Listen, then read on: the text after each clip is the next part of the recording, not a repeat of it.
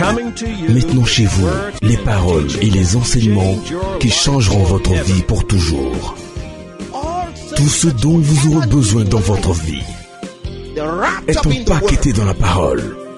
Allez à la parole.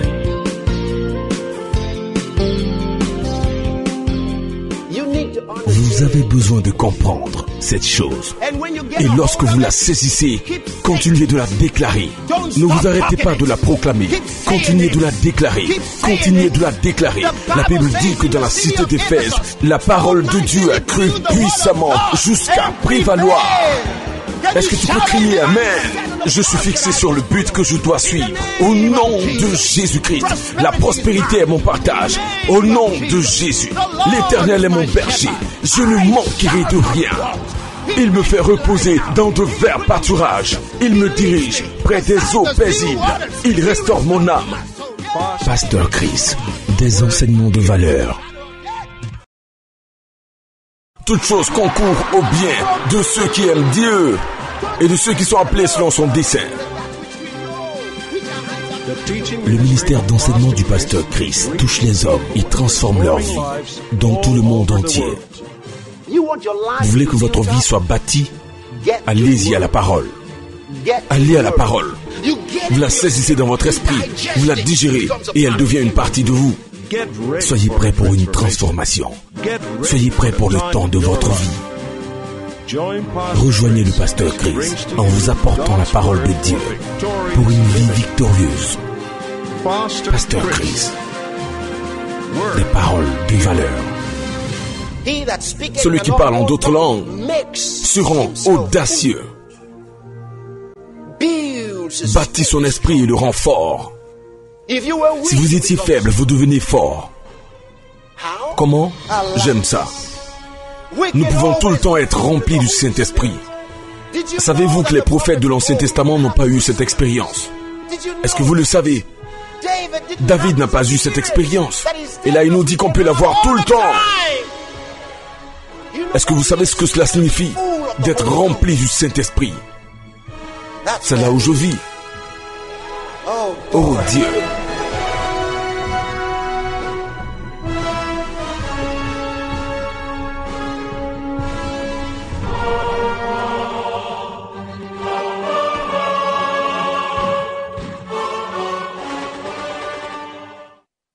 Eh bien, maintenant, veillons voir quelque chose.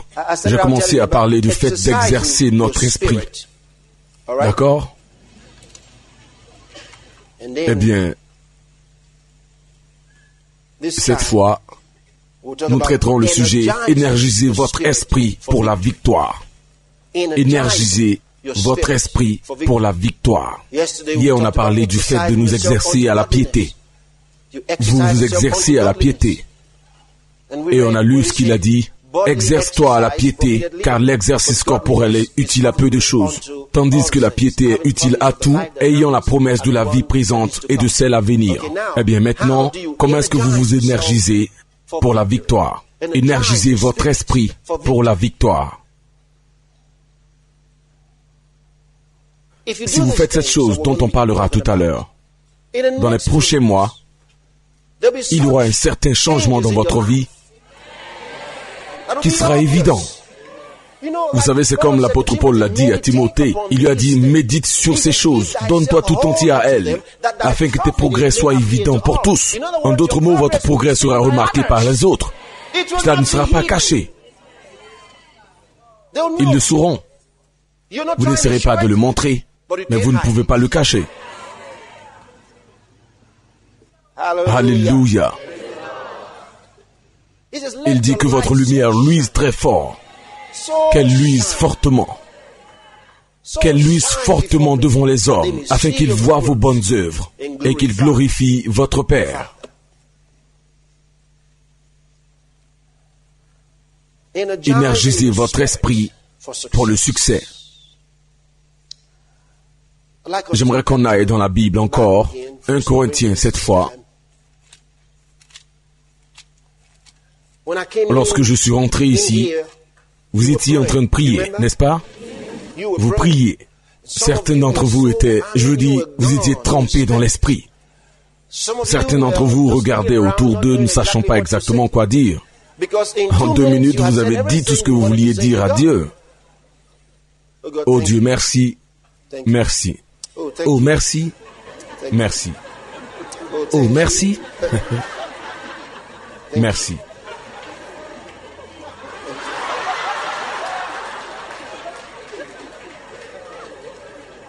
Est-ce que vous êtes déjà retrouvé en train de prier à telle enseigne que quelqu'un dise « Mais qu'est-ce que vous dites à Dieu?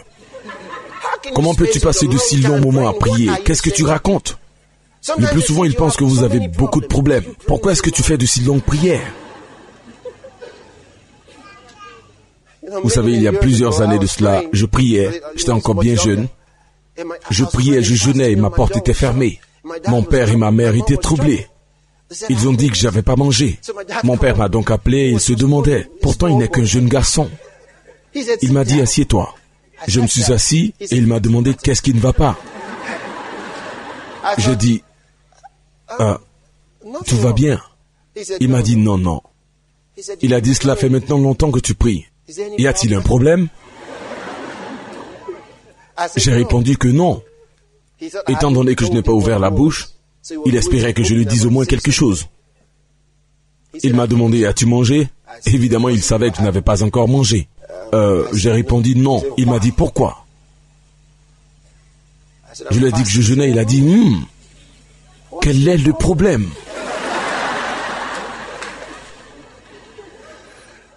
Étant donné que je lui ai rien dit, il a dit, ok. Voyez, je n'avais aucun problème. Vous ne vous adonnez pas au jeûne et à la prière parce que vous avez un problème. C'est un ministère. C'est un ministère. 1 Corinthiens chapitre 14, j'aimerais vous le lire à partir du verset 1. Recherchez la charité, aspirez aussi aux dons spirituels. Est-ce qu'il a dit aspirer? Oui, il a dit aspirer aux dons spirituels, mais surtout à celui de la prophétie. Si je le demande, combien d'entre vous prophétisez? Je suis sûr qu'il n'en a que peu. Et peut-être que parmi le peu qui prophétisent, cela fait maintenant longtemps que vous n'avez pas prophétisé.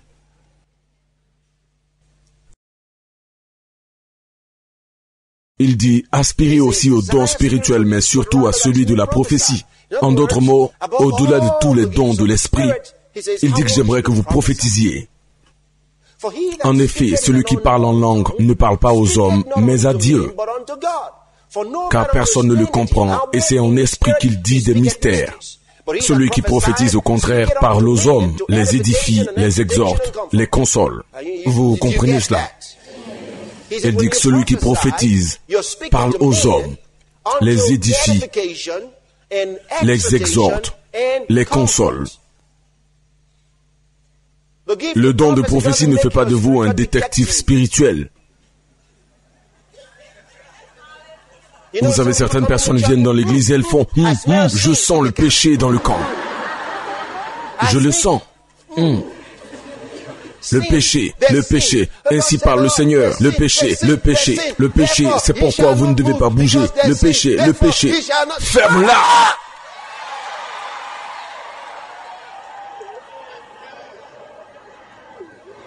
Le problème du péché a été réglé, c'est la raison pour laquelle Jésus est venu.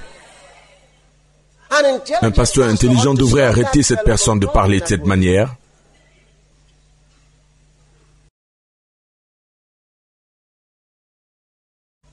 Il y a un péché, c'est pourquoi les gens sont venus. L'église n'est pas pour des personnes parfaites. L'église a pour but de parfaire les hommes.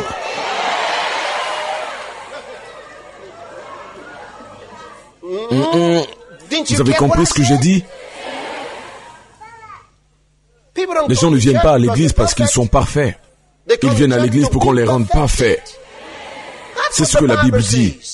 Il a donné des apôtres. Éphésiens chapitre 4, vous le lisez à partir du verset 11. Il a donné les uns comme apôtres, les autres comme prophètes, pasteurs, évangélistes, docteurs, pour le perfectionnement des saints. Les saints ne sont pas des gens parfaits, mais ce sont des gens qu'on perfectionne. Donc ils viennent avec leurs odeurs, leurs péchés et tout. Et lorsqu'ils viennent, comme Jésus quand il a dit, déjà vous êtes purs à cause de la parole que je vous ai annoncée. Donc lorsqu'ils viennent, l'homme de Dieu prend la parole de Dieu et les lave. Et ils deviennent aussi purs comme la neige. Gloire à Dieu, alléluia. Merci Seigneur Jésus.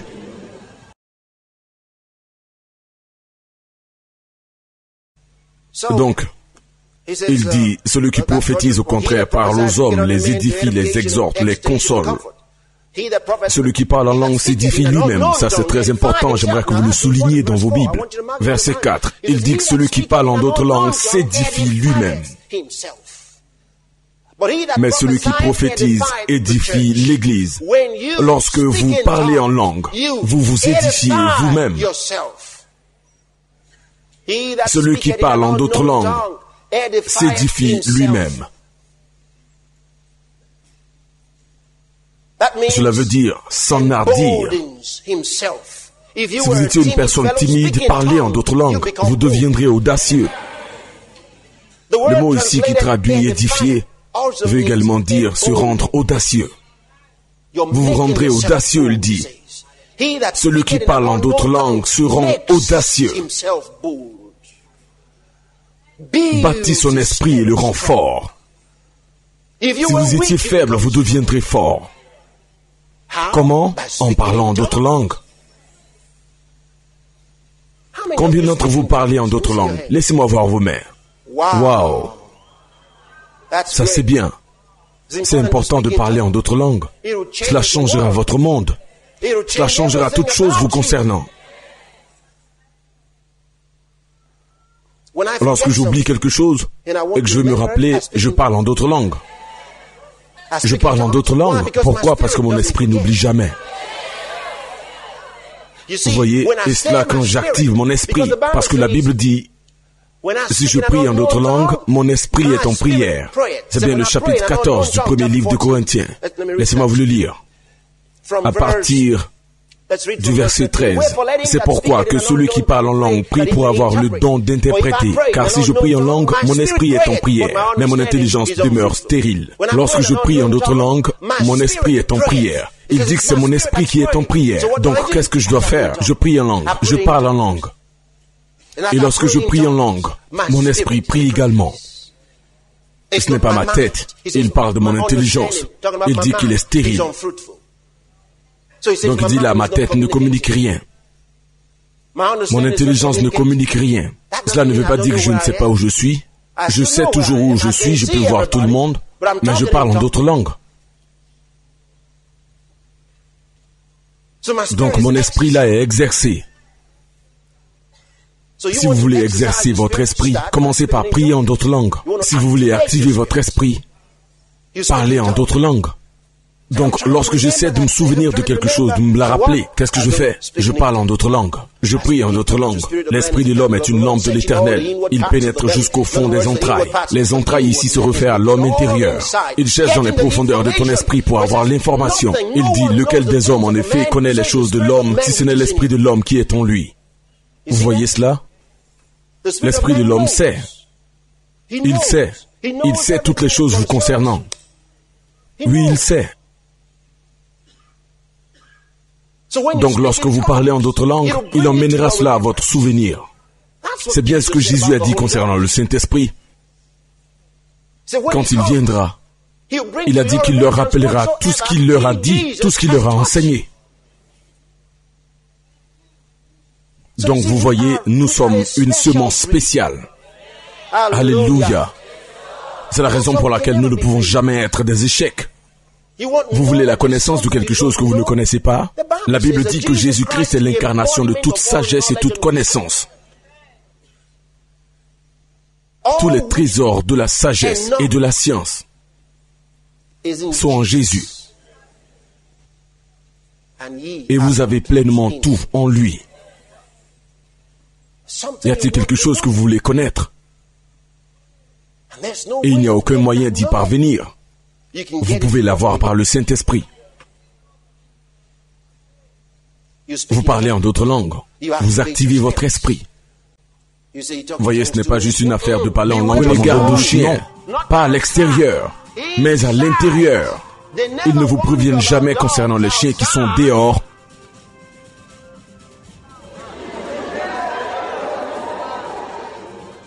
Les chiens sont à l'intérieur. Cette collection spéciale contient 4 messages spéciaux du pasteur Chris. Prenez garde aux chiens, leçons de vie, déclarez le rhéma et la communion par la prière.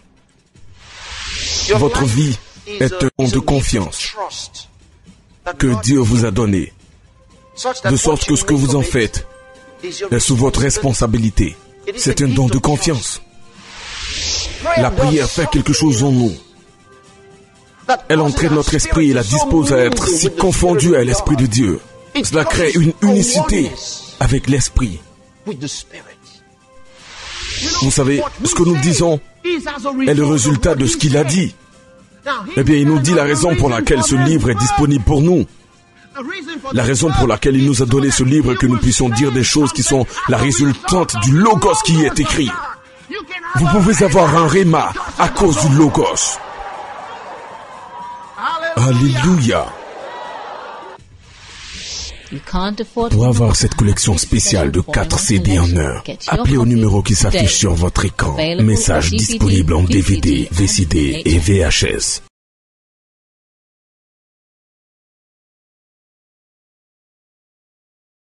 D'accord. Eh bien maintenant, voyons quelque chose. Éphésiens chapitre 5.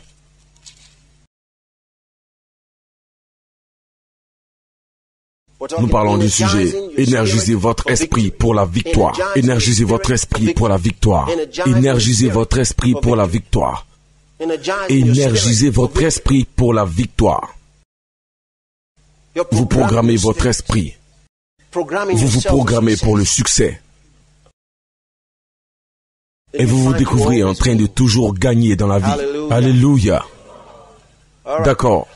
Chapitre 5, je vous le lis à partir du verset 18. Il dit, « Ne vous enivrez pas de vin, c'est de la débauche. Soyez au contraire remplis de l'esprit. » Eh bien là, il s'adresse à l'église d'Éphèse. Et nous savons tous que dans le chapitre 19 du livre des Actes, il a rendu ministère aux Éphésiens et ils ont reçu l'Esprit. Donc là, nous savons qu'il ne parle pas à des gens qui sont étrangers à l'Esprit de Dieu. Voyez, il dit, ne vous enivrez pas de vin, c'est de la débauche. Soyez au contraire remplis de l'Esprit. Soyez remplis de l'Esprit. Quand? Maintenant. Comment? Tout le temps. Soyez remplis de l'Esprit.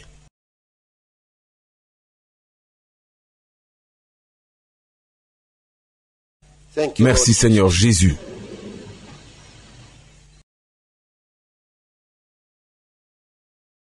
Vous savez ce que cela signifie être rempli de l'Esprit? Hein? Pour certaines personnes, cela signifie devenir fou. Perdre la tête. Mais ce n'est pas du tout le cas.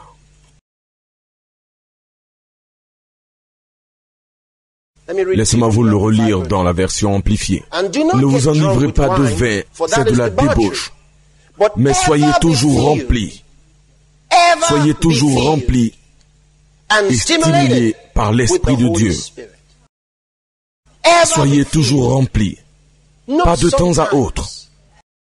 Soyez toujours remplis de l'Esprit de Dieu.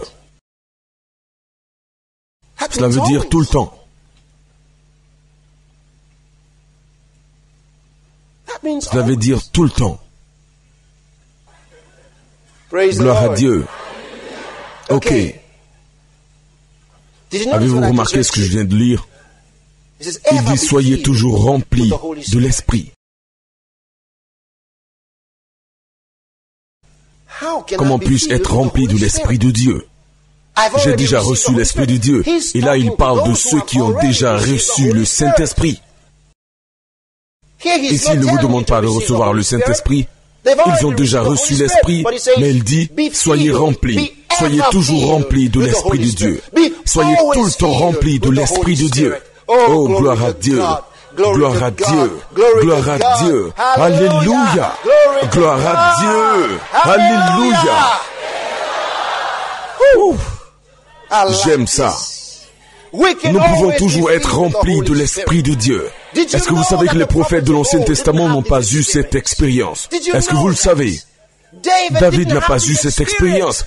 Il nous dit que nous pouvons l'avoir tout le temps. Ils n'ont pas eu. Le Saint-Esprit venait de temps en temps sur eux. Regardez-nous. Il dit, soyez toujours remplis de l'Esprit. Abraham n'a pas eu cela. Et là, il nous dit que nous pouvons l'expérimenter tout le temps. Tout le temps. Savez-vous de quelle bénédiction il s'agit? Savez-vous ce que cela signifie d'être rempli de l'Esprit de Dieu? Il y a plusieurs chrétiens qui n'ont jamais expérimenté ce dont nous parlons. Soyez remplis de l'Esprit de Dieu. C'est là où je vis. Oh mon Dieu.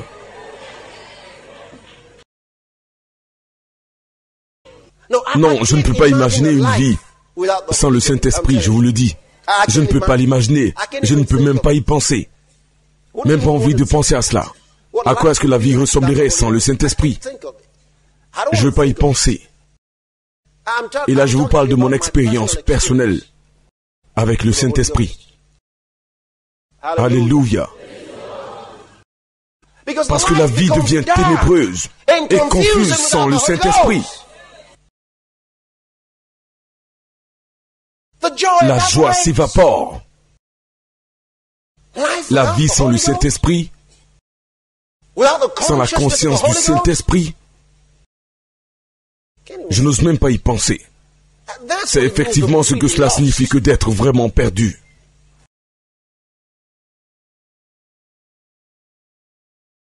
Je ne sais vraiment pas quel genre de vie les gens vivent sans le Saint-Esprit.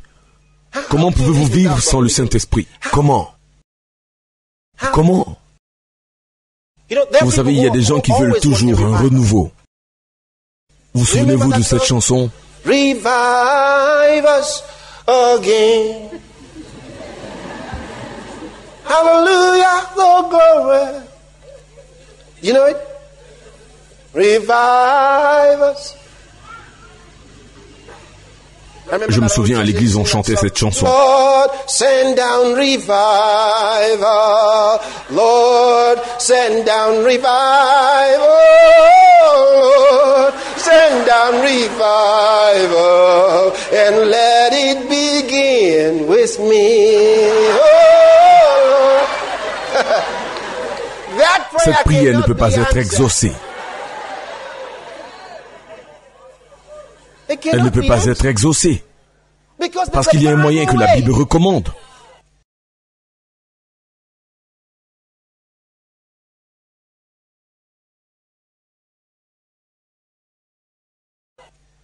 Quelqu'un pourrait dire, nous aurons un grand renouveau. Il y a quelque chose qui manque là. Il y a une grande différence entre le renouveau et la moisson. Est-ce que certaines personnes ont besoin de renouveau? Oui. Mais pas à la manière dont ils pensent. Vous pouvez avoir votre propre renaissance. Mais après avoir obtenu cette renaissance, s'il vous plaît, restez vivants. Parce que c'est ce que Dieu veut. Il veut que nous restions vivants. C'est pourquoi il a dit, soyez toujours remplis du Saint-Esprit. Toujours remplis du Saint-Esprit. Toujours remplis. Il dit, ne vous enivrez pas de vin, c'est de la débauche, mais soyez toujours remplis et stimulés par l'Esprit de Dieu. Remplis par l'Esprit. Donc chaque fois que vous parlez, vous savez que vous êtes sous le contrôle de l'Esprit. Vous pensez juste. Vous pensez à partir de la parole de Dieu, à partir de sa perspective. Vous êtes remplis. Eh bien maintenant, comment être capable de le faire? Avons-nous un rôle à jouer? Pourrais-je participer? Il n'y a personne aussi morte qu'un leader qui n'est pas rempli de l'Esprit de Dieu. Certains d'entre vous sont des leaders de cellules. Comment conduisez-vous la cellule lorsque vous n'êtes pas rempli du Saint-Esprit? Ça sera une rencontre morte. Peu importe qu'il y ait des mouvements, ça ne donne pas la vie. Comment pouvez-vous être un leader de chorale sans être rempli de l'Esprit de Dieu? Souvent nous faisons de certaines personnes des leaders sans qu'elles soient remplies de l'Esprit. Dieu, sans tenir compte des temps d'ignorance, annonce maintenant à tous les hommes, en tout lieu, qu'il est à se repentir. J'espère que vous avez compris ce message. Ne faisons pas des leaders qui n'ont pas le Saint-Esprit.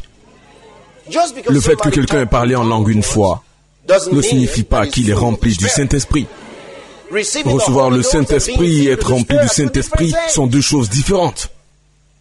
Vous recevez le Saint-Esprit une seule fois pour vivre en vous. Donc, il vient résider en vous et ensuite, vous avez besoin d'être toujours rempli du Saint-Esprit. Vous n'êtes pas rempli du Saint-Esprit parce que vous dites « Maintenant, je suis rempli ». Non, il y a des choses que vous devez faire et qui vous feront rempli du Saint-Esprit. Est-ce que vous avez vu quelqu'un qui fait ça? Qu'est-ce qu'il y a? Qu'est-ce qui ne va pas avec toi? Qu'est-ce qu'il y a? Vous savez ce que la personne fait? Elle est simplement effrayée par le Saint-Esprit.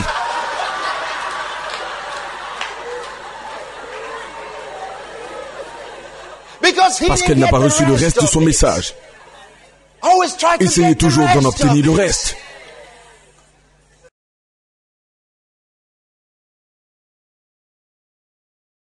Essayez d'avoir tout ce qu'il veut vous dire.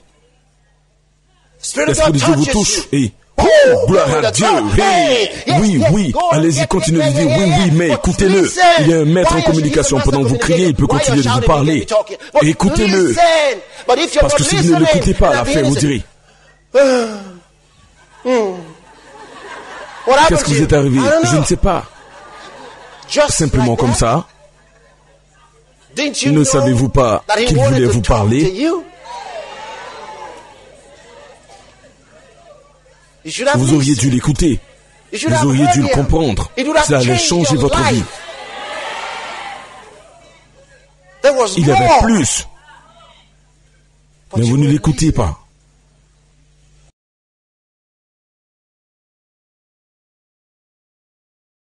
Alléluia. Il y avait plus.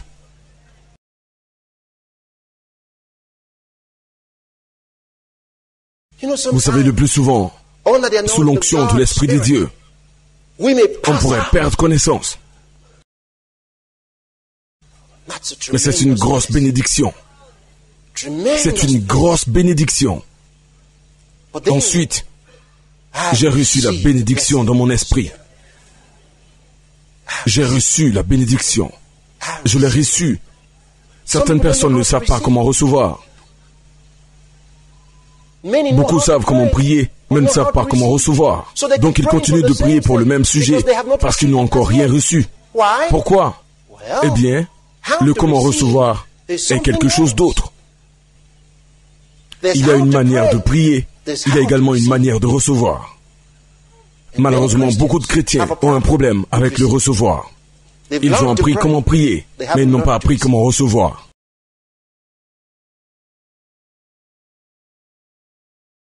Il y a une manière de recevoir. Mais poursuivons pour rester dans le contexte. Donc il dit, ne vous enivrez pas de vin, c'est de la débauche. Ensuite il poursuit, mais soyez toujours remplis de l'esprit. Toujours remplis de l'esprit.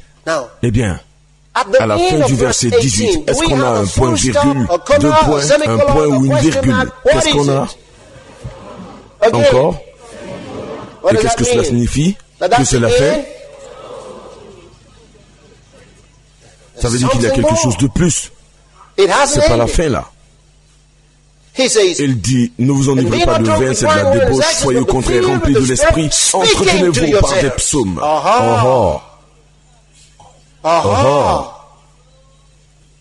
Maintenant il est en train de me dire, le comment être rempli de l'esprit.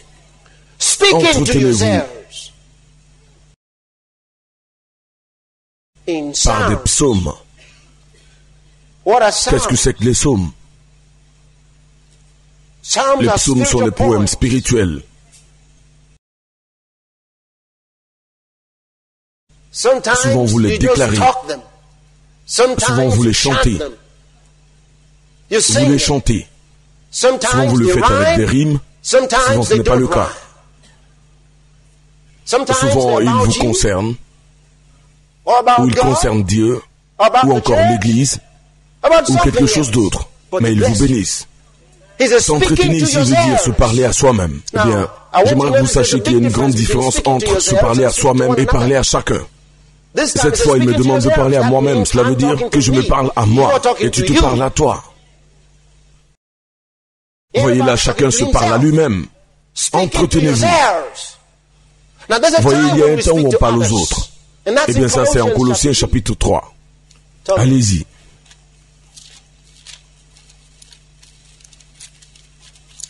Colossiens chapitre 3, verset 16.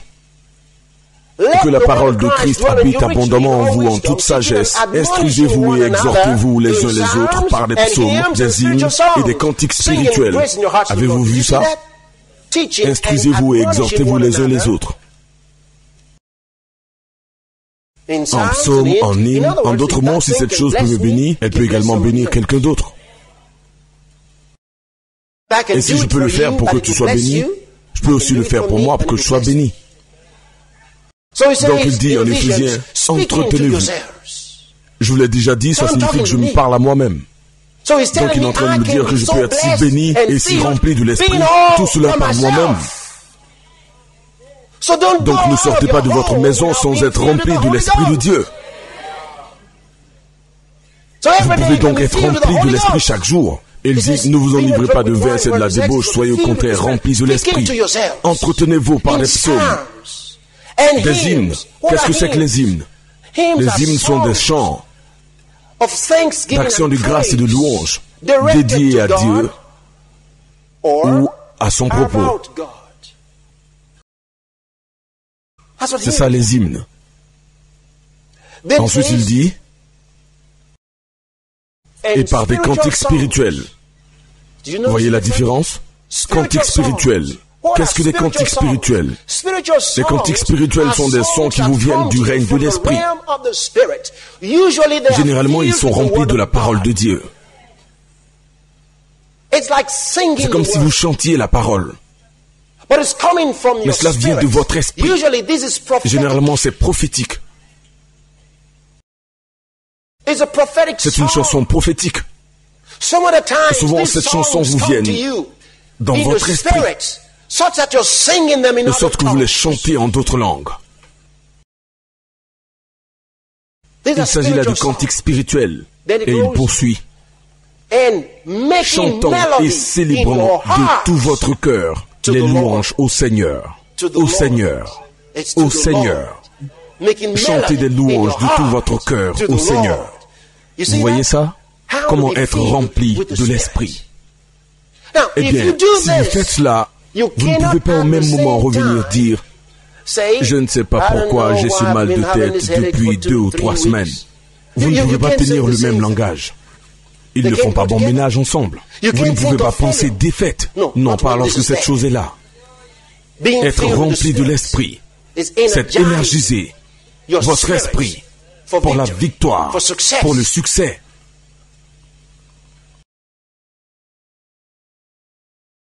Entretenez-vous par des psaumes, des hymnes et des cantiques spirituels, chantant et célébrant de tout votre cœur des louanges au Seigneur. Ça c'est bien différent. Il parle du fait d'être rempli de l'esprit. Et chacun d'entre vous, en tant que leader, doit être rempli de l'esprit. Et si vous n'êtes pas rempli de l'esprit, vous ne pouvez pas conduire le peuple de Dieu. Comment pouvez-vous le faire sans l'esprit? Dites merci Seigneur Jésus. Dites-le encore une fois, merci Seigneur Jésus. Donc comment est-ce qu'on y parvient? Comment est-ce qu'on y parvient? Comment est-ce qu'on arrive à le faire? Je voudrais être rempli de l'Esprit de Dieu. Il nous demande de dire des psaumes. Et ces psaumes sont des poèmes spirituels. Ils viennent de l'Esprit. Donc, comment puis-je les avoir étant donné qu'ils ne viennent pas de mon cerveau? Comment puis-je le faire? En commençant par activer mon esprit. Comment vous faites pour activer votre esprit? En parlant en d'autres langues. En parlant en d'autres langues. Eh bien, quelqu'un pourrait dire, cette affaire de parler en langue, n'est-ce pas simplement pour les charismatiques pentecôtistes nés de nouveau? Ils disent que cela n'est pas pour tous les chrétiens. Je veux dire, ceux qui n'y croient pas n'auront rien à faire avec cela. Cette Bible n'a pas été faite pour les pentecôtistes, les charismatiques ou quelque groupe que ce soit. Cette Bible nous appartient. Alléluia. Elle est à nous. Vous voyez, les pèlerins spirituels doivent avoir un moyen de communiquer avec Dieu. Et ça ne peut se faire que par l'esprit. Aucune parole humaine peut de manière adéquate communiquer la parole de Dieu, ou ses pensées, ou ses idées. Et aucune parole ordinaire humaine ne peut de manière adroite et adéquate communiquer nos pensées les plus profondes à Dieu. Et le pire est le fait que nos paroles humaines ne sont pas suffisamment sanctifiées pour nous adresser à Dieu. Donc il nous donne le langage de l'esprit pour que nous puissions nous adresser à lui correctement. Alléluia. Nous avons la langue de l'esprit pour nous adresser à Dieu convenablement. Merci Seigneur Jésus. Merci Seigneur Jésus. Gloire à Dieu éternellement. Je dis Alléluia.